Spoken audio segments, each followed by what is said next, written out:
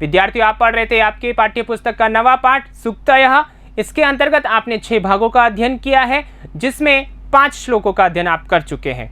पिछले श्लोक में आपने देखा कि विवेक किसे कहते हैं, यानी कि कोई भी कार्य आप यदि करते हैं, किसी भी शब्द को या किसी भी बात को सिद्ध करने के लिए जिस माध्यम का प्रयोग आप करते हैं वह विवेक कहलाता है। ऐसा आपने अध्ययन किया और इसी क्रम में विद्यार्थियों मैं लेकर प्रस्तुत हूँ भाग संख्या 7, जिसमें हम पढ़ने वाले हैं षष्ठः श्लोकः, 6ठा श्लोक, आपकी पाठ्य पुस्तक का आपके इस पाठ का 6ठा श्लोक। तो आइए विद्यार्थियों शुरुआत करते हैं। शुरुआत से पूर्व हमेशा की तरह आपने 5वें श्लोक से संबंधित भाव बोध प्रश्न पूरे कर लिए होंगे, उनके उत्तर लिख लिए होंगे। तो आइए उनको आपको मूल्यांकन करवाते हुए आगे बढ़ते हैं 6ठे श्लोक की ओर। देखिए, पहला प्रश्न था जो आपको दिया गया, कस्य तत्वार्थ निर्णय करणीयः, किसका तत्वार्थ निर्णय करना चाहिए। एक पद में आपको उत्तर लिखना है, तो आपने लिखा कथित वचनस्य, जो वचन कह दिया गया है उसका। दूसरा है कह विवेकः कथ्यते, क्या विवेक कहा जाता है या विवेक किसे कहते हैं। तो पूर्ण वाक्य, पूरे वाक्य में उत्तर लिखना था, आपने उत्तर लिखा है यह तत्वार्थ निर्णय कर्तुम शक्यः स विवेकः कथ्यते, जो तत्वार्थ निर्णय करने में सक्षम होता है, समर्थ होता है, वह उसे विवेक कहा जाता है। ठीक है, आगे देखिए तीसरा, सह विवेक ईरितः इत्यस्मिन् वाक्य क्रियापदम किमस्ति।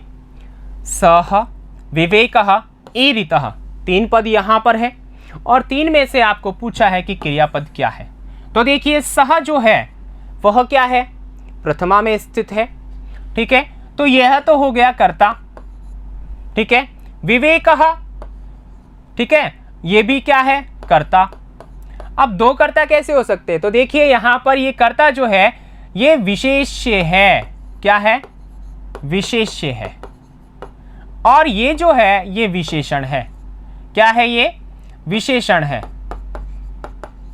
ठीक है, तो यहां सह विवेकः का विशेषण है, तो ये दोनों क्या है, कर्ता है हमारे पास में। और अब बचा क्या, यही, तो ये हमारा क्रियापद हो गया, अर्थात उत्तर हो गया। आ गई बात समझ में। तो इस प्रकार आप क्या कर सकते हैं, सिद्ध कर सकते हैं, वाक्य में से कर्ता और क्रिया को ढूंढ सकते हैं। आगे देखिए चौथा प्रश्न, समर्थः इति पदस्य पर्याय पदम पद्यांशात् चित्वा लिखत। समर्थः, ये जो पद है इसका पर्याय पद पद्यांश से चुन करके लिखना है, और वह इस प्रकार है, शक्यः, समर्थः, सक्षमः, इस प्रकार। ठीक है, आइए आगे चलते हैं। आगे देखिए, अन्वय पूर्ण करना था, आपने अन्वय पूरा किया। किस प्रकार, आपके पास में श्लोक है, सामने श्लोक है, आपने पढ़ करके अन्वय किया। येन केन अपि यत् प्रोक्तम तस्य तत्वार्थ निर्णयः येन कर्तुम शक्यः भवेत् स विवेक इति ईरितः। ठीक है, इसी प्रकार आपने किया होगा, उम्मीद करता हूं। आइए इसी के साथ आगे बढ़ते हैं अगले श्लोक की ओर। अगला श्लोक, श्लोक संख्या 6। ठीक है, सबसे पहले हम क्या करेंगे, हमेशा की तरह सस्वर वाचन। तो देखिए, वाक्पटुर्धैर्यवान् मंत्री सभायामप्यकातरः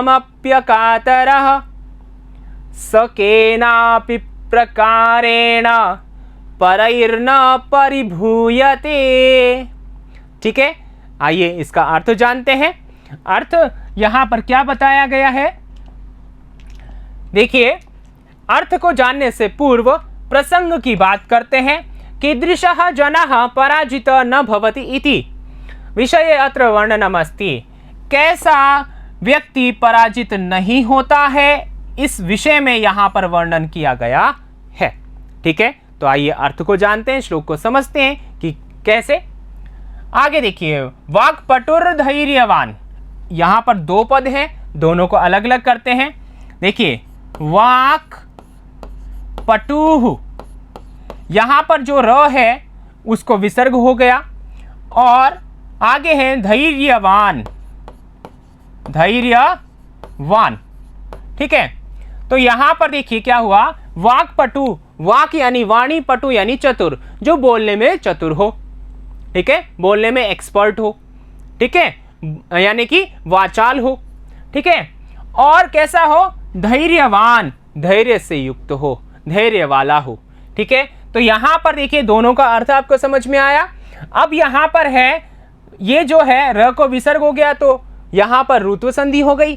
ठीक है, दूसरा यहां पर धैर्यवान जो है ये पद, यहां पर धैर्य शब्द है और मतु प्रत्यय है।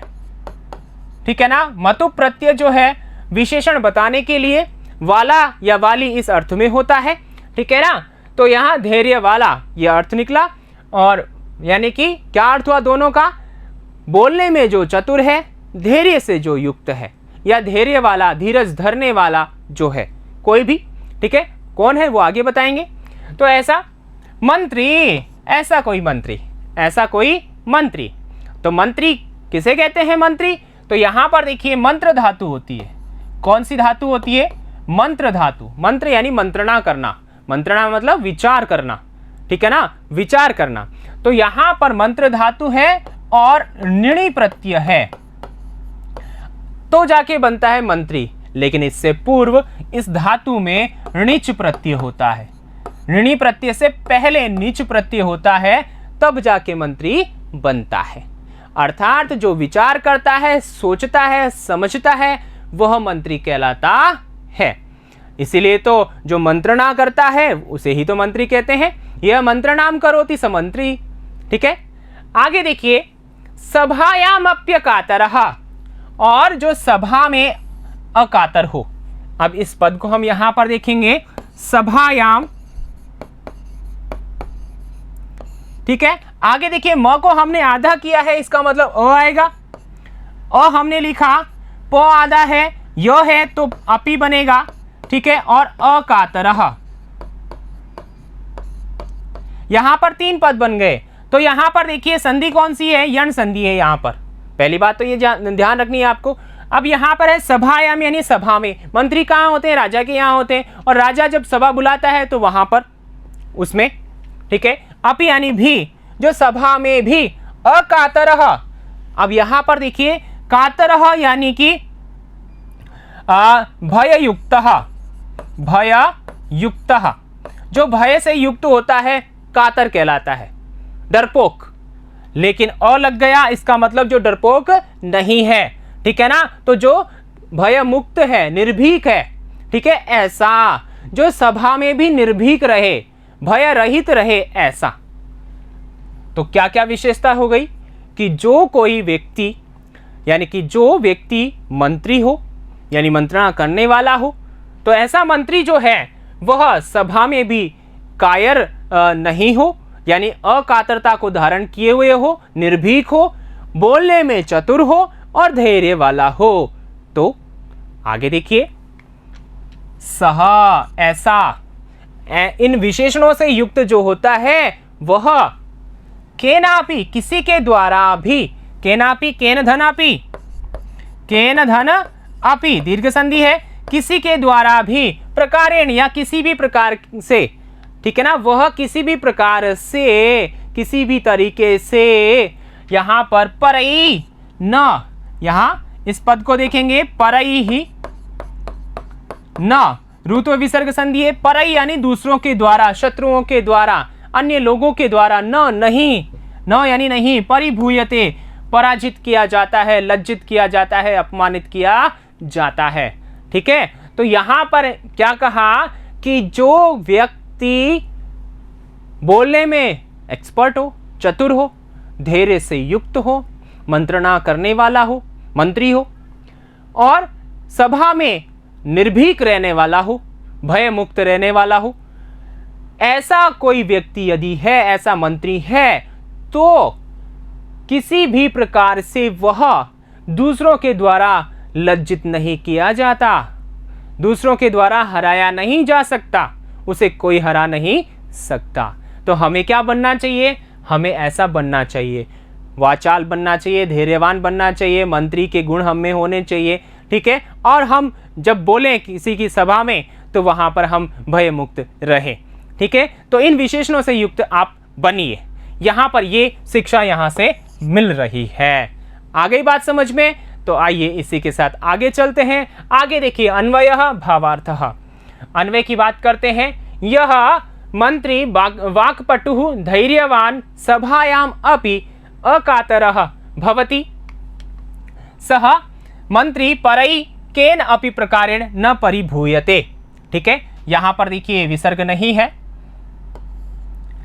तो यहां देखिए जो मंत्री बोलने में कैसा हो, चतुर हो, धैर्य से युक्त हो, सभा में भी जो नहीं डरे, ठीक है, नहीं डरता हो या नहीं डरता, वह मंत्री दूसरों के द्वारा यानी शत्रुओं के द्वारा किसी भी प्रकार से, किसी भी तरीके से न परिभूयते, अपमानित नहीं होता, यानी कि नहीं डरता या नहीं हराया जा सकता।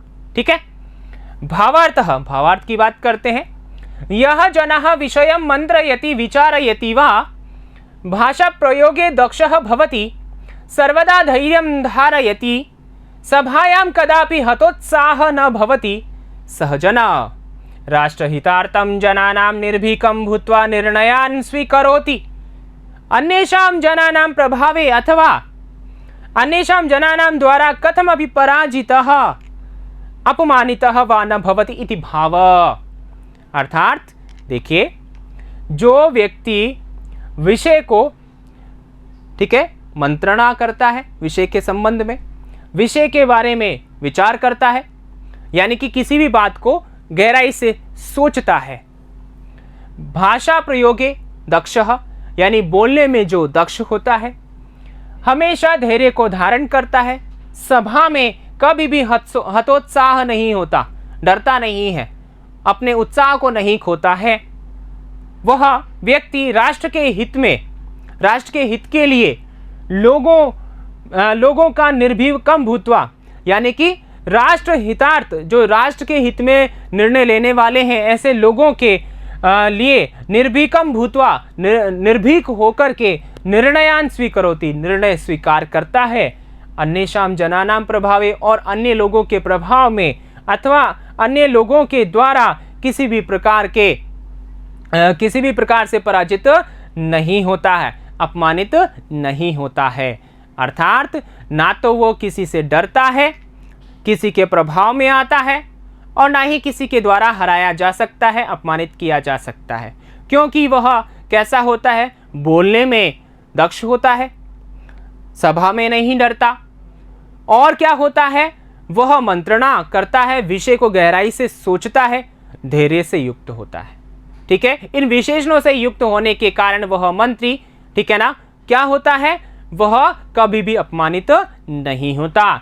तो यहाँ पर एक बात आपको जाननी है कि सहजन, वह व्यक्ति, वह कौन सा व्यक्ति, किस व्यक्ति के बारे में बात कर रहे हैं, तो हम बात कर रहे हैं मंत्री के बारे में।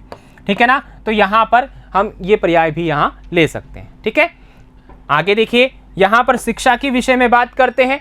शिक्षा क्या मिल रही है यहाँ पर, अस्माभिः निर्भीकः धैर्यवान वाक्पटु मंत्री च भवितव्यः, हमारे द्वारा निर्भीक बना जाना चाहिए, धैर्य से युक्त बना जाना चाहिए, भाषा प्रयोग में हम दक्ष बने, और मंत्री जैसे कार्य या मंत्री जैसे विचार करने वाले हम बने, ऐसी शिक्षा हमें यहाँ से मिल रही है। ठीक है विद्यार्थियों, समझ में आ गया? तो आइए इसी समझ के साथ आगे बढ़ते हैं। आगे देखिए शब्दार्थः, शब्दार्थ जो है, वाक्पटुः वाची, संभाषणे पटुः, वार्तालाप संभाषण में चतुर जो होता है, धैर्यवान धैर्यशाली धैर्यशीलः धैर्य वाला, अकातरः निर्भीकः निर्भयः भयमुक्त उत्साही। ठीक है, परई अन्य दूसरों के द्वारा या शत्रुओं के द्वारा, परिभूयते तिरस्क्रियते अवमान्यते अपमानित किया जाता है। इसी के साथ आगे बढ़ते हैं। आगे देखिए विशेषः, वाक्पटुर धैर्यवान, यानी वाक्पटुः धैर्यवान रुत्व संधि है, सभायाम अप्यकातर, सभायाम अपि अकातर यण संधि है, परैधन रुत्वम रुत्व संधि है।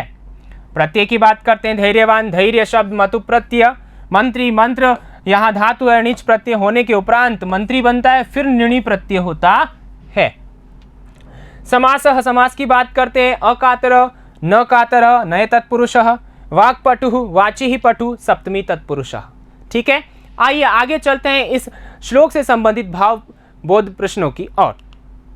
पहला प्रश्न देखिए, आप इन प्रश्नों को अपनी उत्तर पुस्तिका में लिखें। आपने श्लोक को अच्छे से समझा है तो इन प्रश्नों के उत्तर भी आप अच्छे से लिख पाएंगे। ठीक है, देखिए, क न परिभूयते एक पदेन, दूसरा है मंत्री कई न परिभूयते एक पदेन। तीसरा है कीदृशः मंत्री न परिभूयते पूर्णवाक्येन। आगे देखिए, सह इति सर्वनाम पदम कस्मै प्रयुक्तम। पांचवा, साहसी इति पदस्य पर्याय पदम चित्वा लिखत। आगे देखिए, छठा, श्लोकम पठित्वा श्लोकान्वयम पूरयत। श्लोक को पढ़े और श्लोकान्वय पूरा करें। यहाँ पर ये प्रश्न रखे गए हैं, 6 प्रश्न, आप इनको लिख लीजिए और मैं लेता हूँ विदा। आगे अगले भाग में अगले श्लोक के साथ फिर मिलूंगा, तब तक के लिए धन्यवाद।